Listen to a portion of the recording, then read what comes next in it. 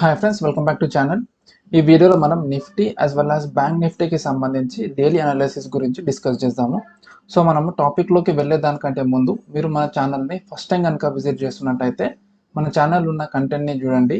And అదేవిధంగా మన అనాలిసిస్ని కూడా మీరు చూడండి. మన అనాలిసిస్ అనుకున్నట్టుగానే మనకి మూవ్మెంట్ ఇస్తున్నట్టయితే మీరు మన ఛానల్ని సబ్స్క్రైబ్ చేసుకోవచ్చు.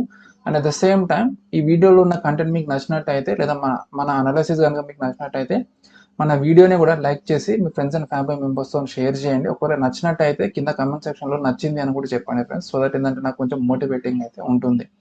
సో ఇప్పుడు మనం డైరెక్ట్గా టాపిక్లోకి అయితే వెళ్ళిపోదాము. ఫస్ట్ మనం నిఫ్టీ 50కి సంబంధించిన అనాలిసిస్ గురించి అయితే మనం డిస్కస్ చేద్దాము. సో నిన్నటి వీడియోలో మనం ఏమనుకున్నాము, ఇక్కడ మనకి ఫ్లాట్ వేవ్ అనేది మనకు ఫామ్ అనేది అయింది, అంటే లైక్ ఏబీసీ అనేది మనకు ఫామ్ అనేది అయ్యింది.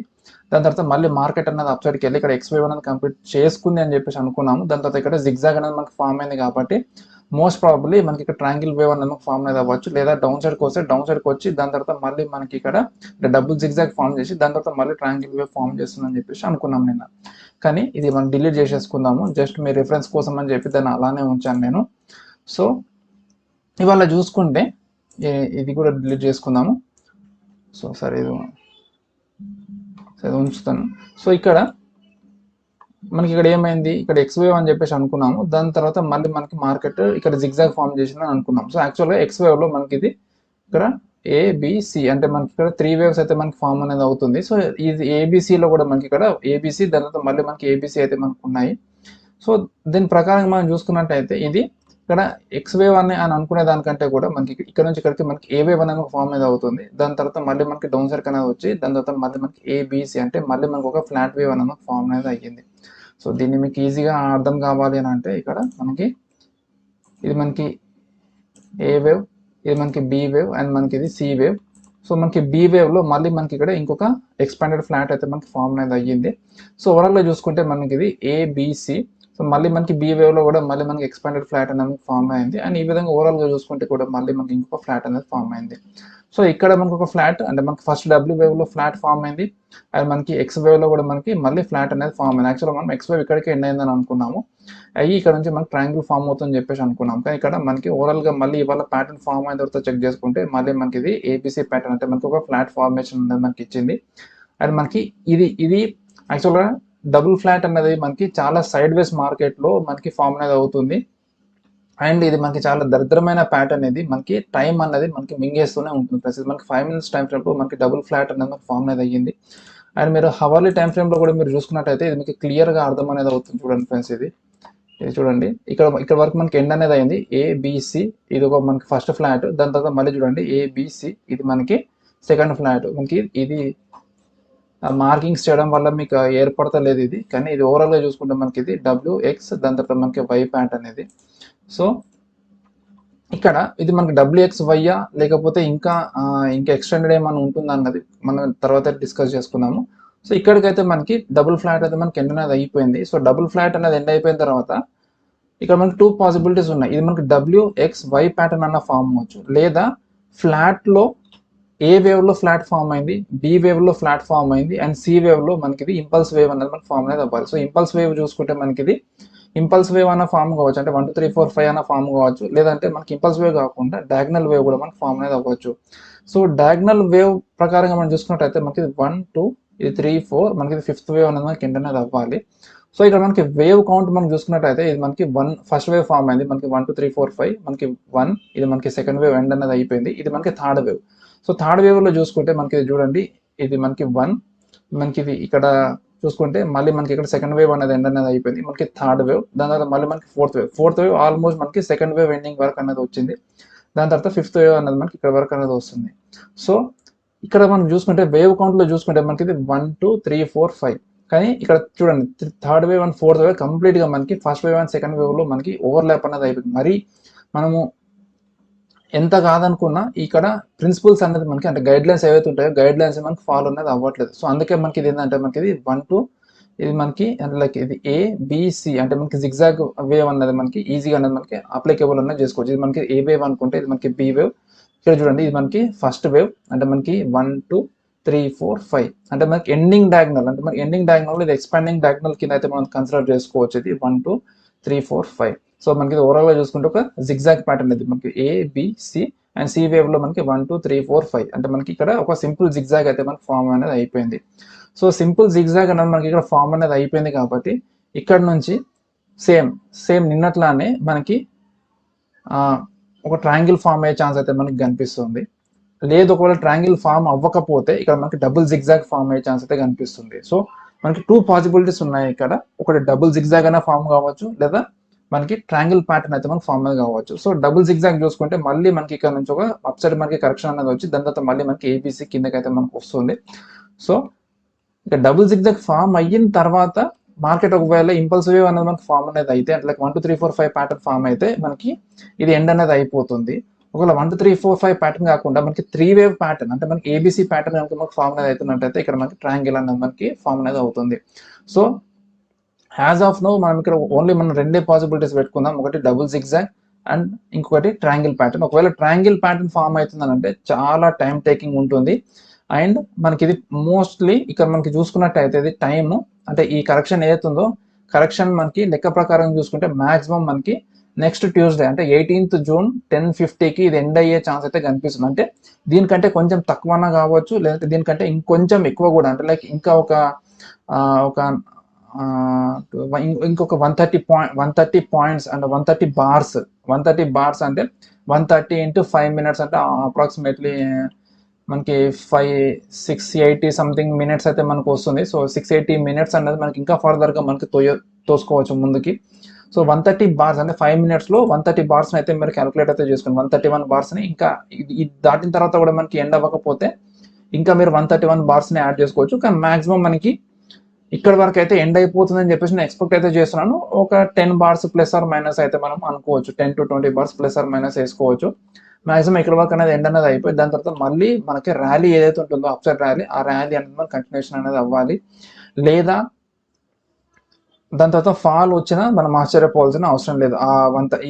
దీని తర్వాత మనకి ఇంకా ఫర్దర్గా ఫాల్ వచ్చినా కూడా మనం ఆశ్చర్యపోవాల్సిన అవసరం లేదు. ఎందుకంటే నేను ఓన్లీ ఇక్కడ నుంచే నేను క్యాలిక్యులేట్ చేస్తున్నాను. ఇంకా ఈ ముందు మనకి హార్లీ టైం ఫ్రేమ్లో చూసుకుంటే హార్లీ టైం ఫ్రేమ్లో కూడా మనకి ఆల్మోస్ట్ ఈ ముందుది ఏదైతే ఉందో ఈ ముందు దాన్ని నేను తీసుకోలేదు, ఓన్లీ ఇక్కడ నుంచే క్యాలిక్యులేట్ చేస్తున్నాను కాబట్టి సో దీని ప్రకారంగా అయితే మనకి నెక్స్ట్ ఇక్కడ ఈ లోవర్ లెవెల్స్లో నుంచి మనం చూసుకున్నట్టయితే మనకి ఇంకొంచెం ముందుకు కూడా మనకి వెళ్ళే ఛాన్స్ అయితే మార్కెట్ కనిపిస్తుంది.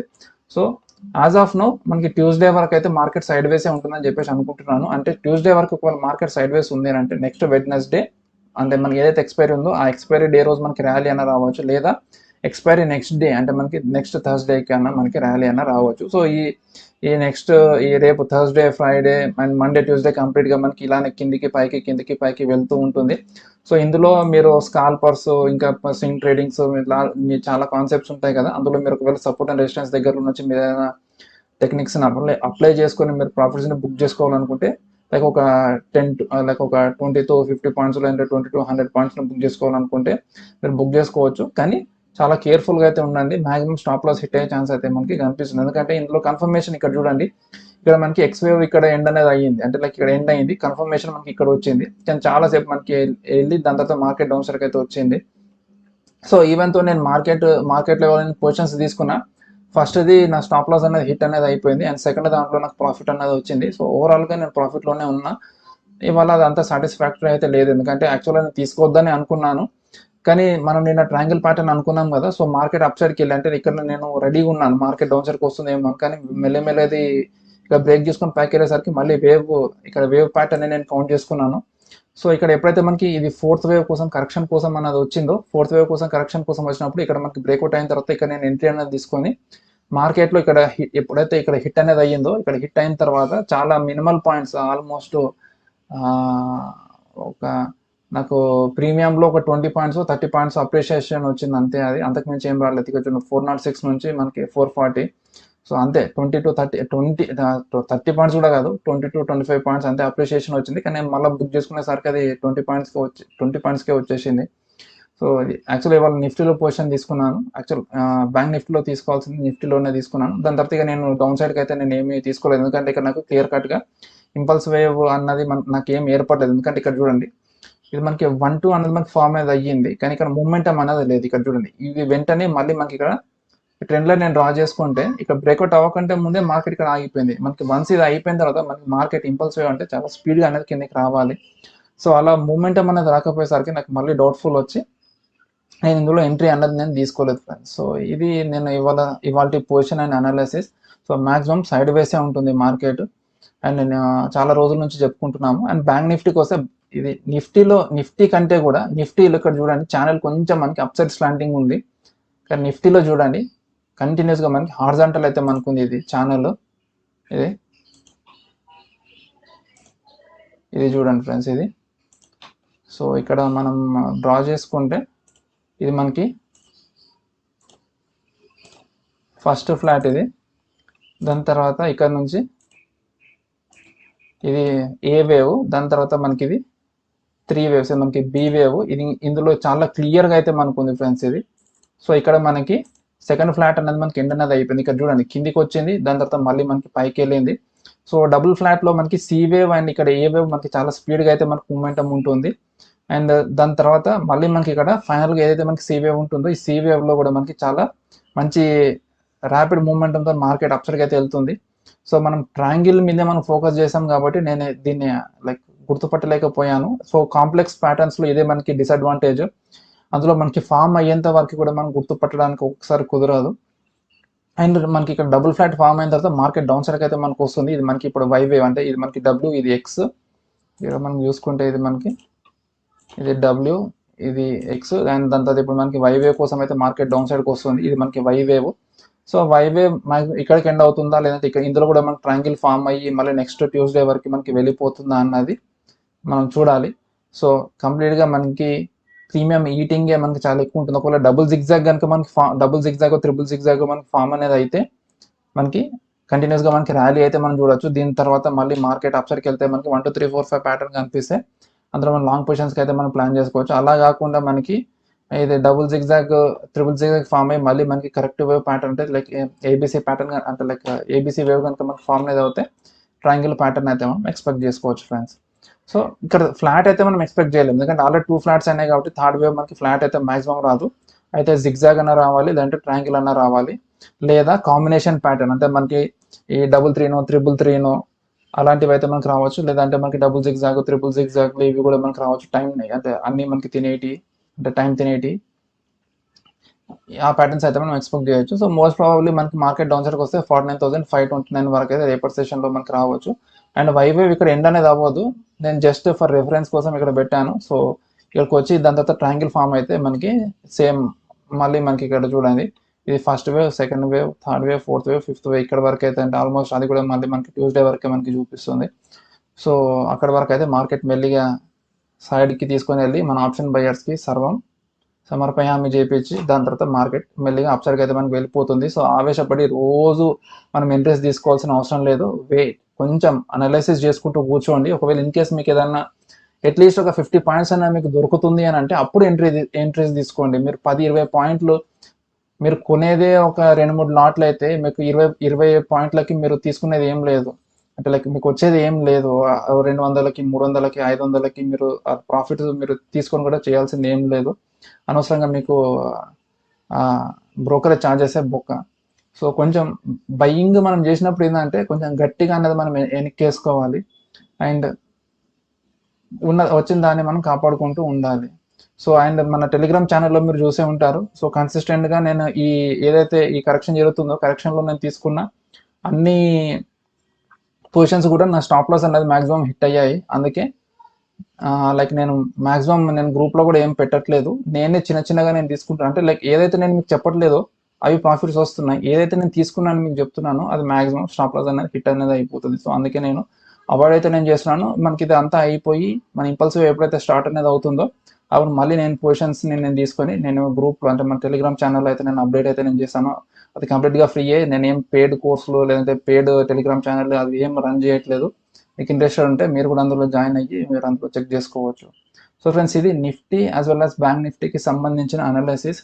ఈ వీడియో కనుక మీకు నచ్చినట్టయితే లైక్ చేసి మీ ఫ్రెండ్స్ అండ్ ఫ్యామిలీ మెంబర్స్తో షేర్ చేయండి. అదేవిధంగా కింద కమెంట్ సెక్షన్లో కమెంట్ చేసి ఈ వీడియో నచ్చిందని చెప్పండి, లేదా ఇంకేదన్నా ఉంటే కూడా చెప్పొచ్చు. సో మళ్ళీ మనం ఇంకొక వీడియోలో సరికొత్త టాపిక్తో కలుద్దాం. అంటిల్ దెన్ బై బై, జై హింద్.